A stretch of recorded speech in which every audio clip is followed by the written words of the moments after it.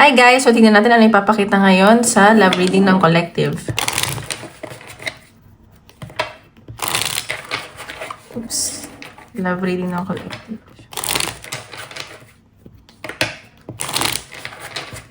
Bagong cleanse yung mga cards. So, new energy. Yan. Love reading ng collective. Saltitude. So, sa nakikita ko dito, yung iba sa inyo gusto mapag-isa, gusto nyo tahimik lang, baka siguro dahil Holy Week. So, parang nagdinilay-nilay kayo. Parang ayaw nyo masyadong maingay. May nakikita ko, isang tao dito na iniisto kayo, tinitingnan lang kayo sa malayo, tinitingnan yung bawat galaw nyo. Alam mo yun? Like, masaya ka na ba kung na wala siya, ganun. Ayan, sa nakikita ko, more on, ano kayo ngayon? Quiet time. Ayan, may mga nagyayaya sa inyong lumabas pero parang ayaw mo, yung mga friends mo. So, nakikita ko dito, parang ginaground mo yung self mo. You're staying grounded, ayan. So, tingnan pa natin, ano ipapakita sa love reading ng collective.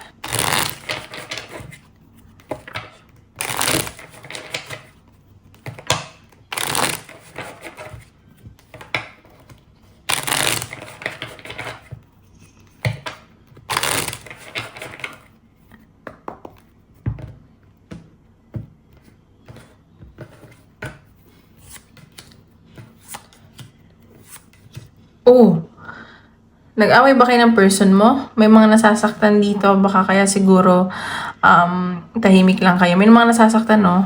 And may broken family din dito. Oops, ano ba yan? May involved na third party. And, oh my God, ayun no, may involved talaga. And may nakikita kasi din ako ditong kasal. Baka yung kadil mo is kasal na. Or, parang nag-iingat din, ganun. Ayan. Parang kasama niya sa trabaho yung isang tao. Yung third party. Ayan, ingat lang kayo. Ba't naman gano'n? Ayan. Tingnan pa natin kung ano ipapakita. Sa connection ng person mo.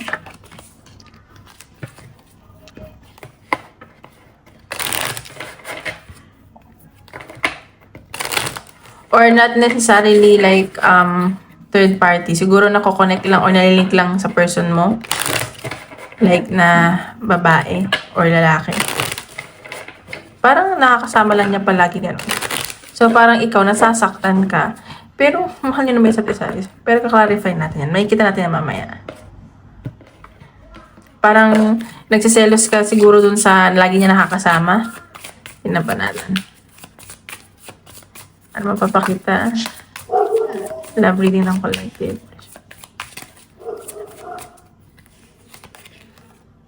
Ayan, so, isa sa inyo nasasaktan. Baka nga ikaw to nagsiselos ka, ganyan. Sa nakikita ko, katrabaho talaga to. Parang medyo, din kasi yung babae lumalapit sa kanya. Pero parang nakikita ko, wala naman. Pero tingnan natin. Yun yung conflict eh. Tingnan natin. Love reading ng collective.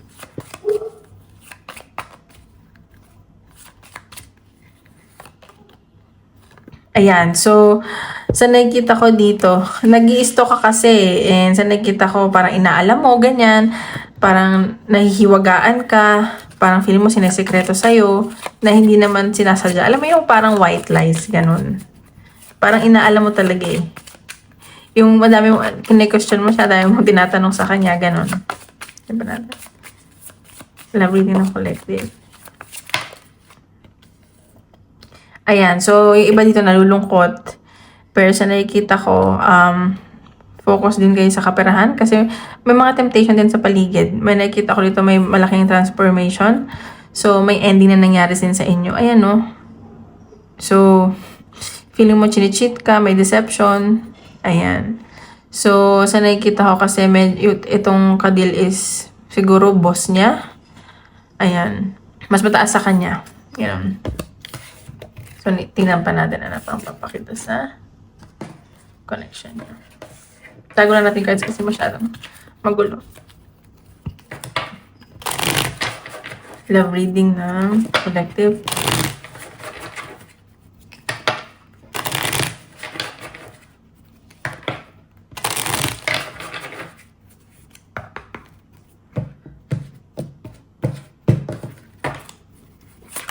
Ay. Okay.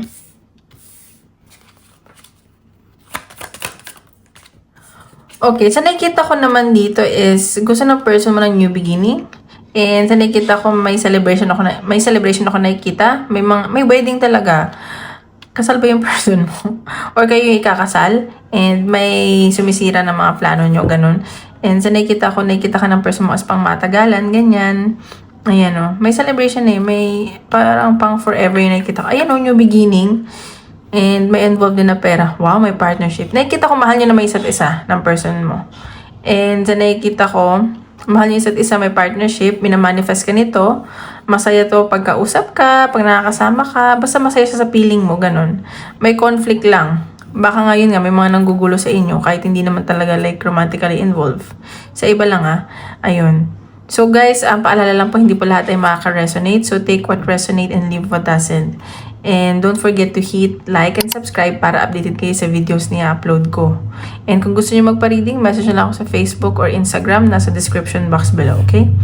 Ayan, may nakikita naman ako baka may communication din ako nakikita. And sa nakikita ko, parang gusto mag-commit sa'yo ng person mo.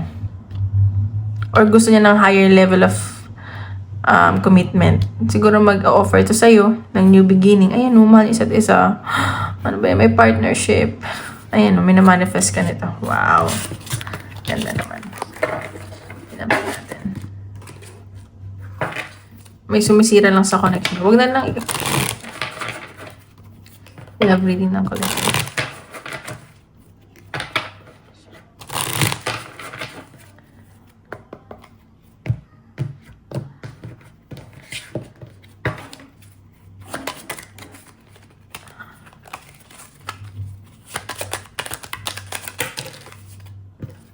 Basta lang.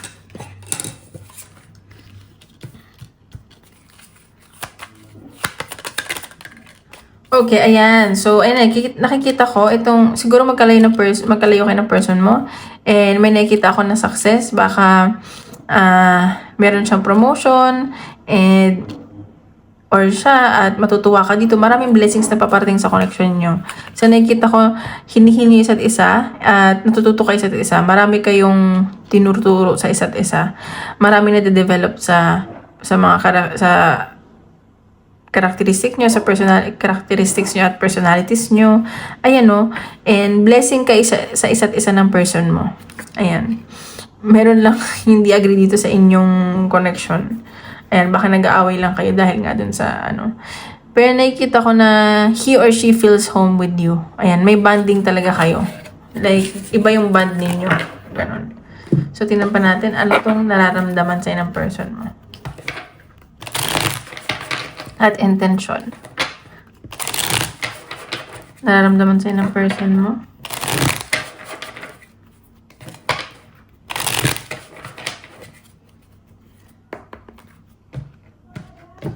Okay, nararamdaman sa'yo ng person mo. Oh, ay naku. Mahal ka nito. Ay. Ayan. Okay.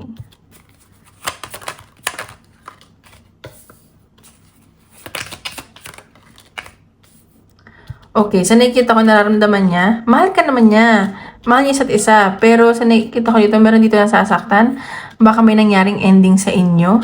Kasi merong hindi nagsasabi ng totoo. At sa nakikita ko, hindi rin nagpapakatotoong tong taong to. And nagmamatigas to. Parang gusto niya, kinokontrol niya yung sitwasyon. And gusto niya siya lang masusunod, ganun. Maraming tukso sa paligid niya. Yun yung tinatago niya sa'yo. Baka nga yun yung third party. Maraming nagkakagusto sa kanya. Hindi niya sinasabi. Ayan. Yun yung nasa sense ko Mahal ka niya, nakikita ka niya as family or gusto niya na magkatuluyan kayo. At may nakita ko na stability. Gusto din niya na stability sa connection nyo. And nagpo-focus din to sa trabaho niya. Ayun may nakikita akong changes na pagbabago sa connection nyo. Like, sa'yo mag-aano yung swerte. Na kung hindi man siya makatuluyan mo, ikaw yung, kasi divinely guided ka nakikita ko. Ayan, ito yung na-feel niya sa'yo. Mahal ka niya, nasasaktan siya sa ending na nangyari sa inyo o hindi niyo pag-uusap. Yung una mo reading pa lang, di ba? Parang may mga naghiwalay. Kasi tapos, hindi dito, may mga hindi nagpapakatotoo. Ganun. Ayun. Tinan pa natin. Ayun. Ba't naman kasi, hindi ko din maging honest na lang, di ba? Tinan pa natin, ano pa nararamdaman sa'yo ng person mo. Wait lang. Ay! Anong nararamdaman sa'yo ng person mo?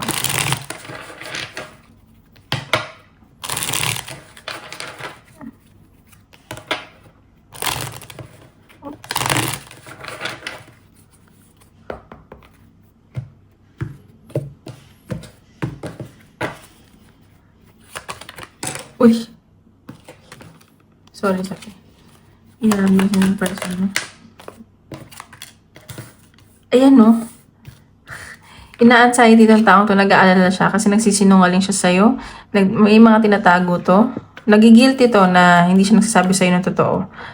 Na marami siyang tinatago. Yung parang person. Okay. So, itong taong to, non-committal to. Independent siya. Siguro ganun yung lifestyle niya, ganyan. Pero namimiss ka niya. Siguro yun na yung kinaugalian niya. Siguro yung maraming tokso. Gets nyo na ba yung sinasabi ko? Ayun, nagigilty siya, nag-aalala siya. Kasi punong-puno na siya. Punong-puno na siya ng kasinungalingan. Ayun, namimiss ka niya, oh. Siguro, lagi itong lumalabas, ghosted. Ginost ba kayo ng mga person yun? Person na nakikita ko, nag-aantay na lang to ng tamang oras.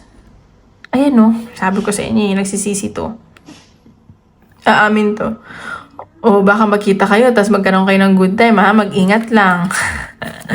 Medyo mapaglaro tong taong to. So, tinan pa natin. Ano pa ang dapat natin malaman sa person mo?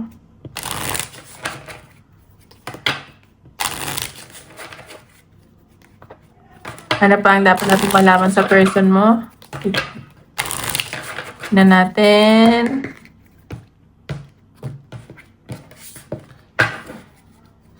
Dapat natin malaman. Oops!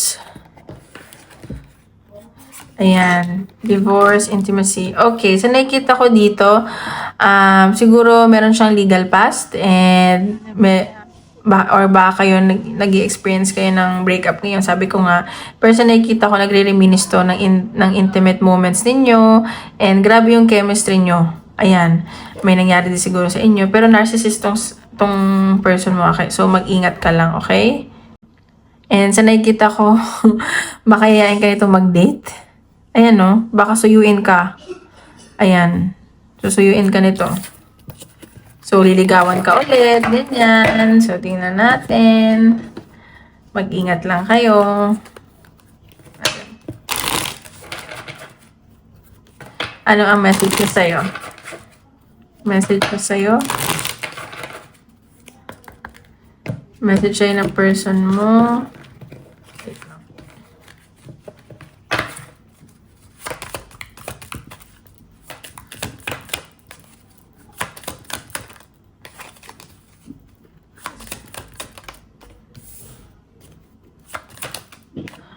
Okay. May nalaman siya or may nalaman siya na nasaktan siya. Bakit ganun? Parang sa'yo may nalaman.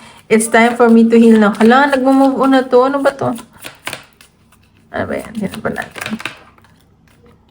Ayan. So, finding out the truth crush me. So, nasaktan to. May nalaman to na nasaktan siya. And, nag-move on na siya. Siguro, nakikita niya na kaya mong wala siya. Ganyan. And, ayun, I know that I crossed the line with you. So, alam niya na ano yung boundaries niya sa'yo. I don't react when people mention. Ayan, pag binabanggit ka ng mga friends ninyo or ibang tao, parang ano na siya, quiet na lang. Okay, so tingnan natin anong possible outcome ng connection na to.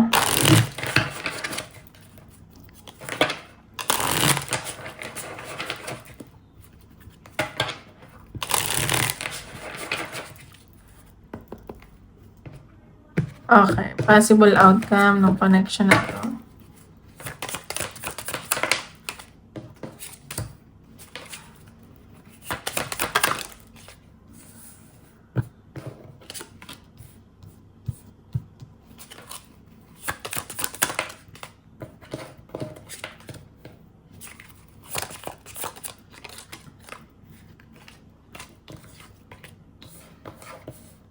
Okay. Sa nakikita ko dito, magkakaroon ng ending talaga sa connection nyo. Pero sa nakikita ko, mabagal kasi itong taong to eh. And nakikita ko, mas focus niya yung security niya, stability niya, kahit mahal ka niya. Pero nagsisisi nga to eh. And nakikita ko na parang hindi pa siya ready sa talagang commitment or relationship sa ngayon. And medyo impatient tong taong to. And puro kasi to isip, mas ambisyoso, ganun. Pero sa nakikita ko, fated tong nangyari sa inyo. Nahihirapan din to eh. Mahihirapan kayo pero nakikita ko na mag-focus kayo sa stability. Ayan, magiging mabait ka pa rin. Ayan, so obsessed tong taong to. Kaya siguro natatakot siya kasi baka anong magawa niya, ganyan. And seloso, selosa, possessive, ayan. So, yan yung outcome. So, ayan, nasa sa'yo ang desisyon. Parang, andun yung feelings, andun yung emotions, pero kapag winner ka, ay pinilit nyo para masasaktan lang kayo, ganun. Tingnan natin, message sa in the universe. Message in the universe.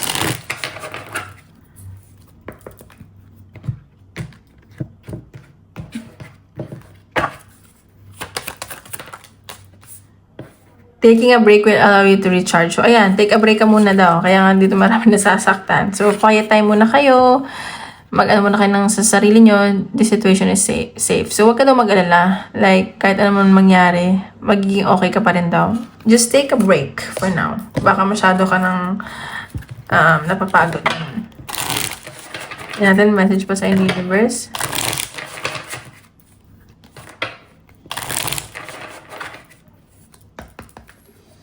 Message.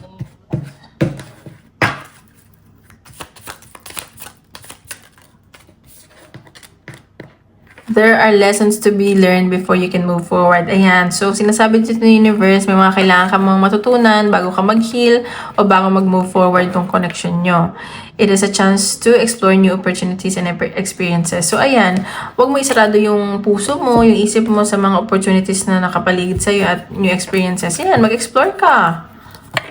Huwag mo masyadong mundo yung taong yan. Okay? So, tingnan natin. Advice ni universe sa'yo.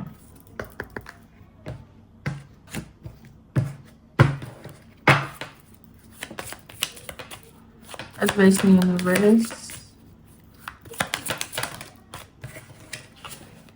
Release control. So, ayan, sinasabi dito, isurrender mo lahat ng na-experience mo ngayon, lahat ng pain, labas sa lahat, surrender mo sa kay universe, kay Lord.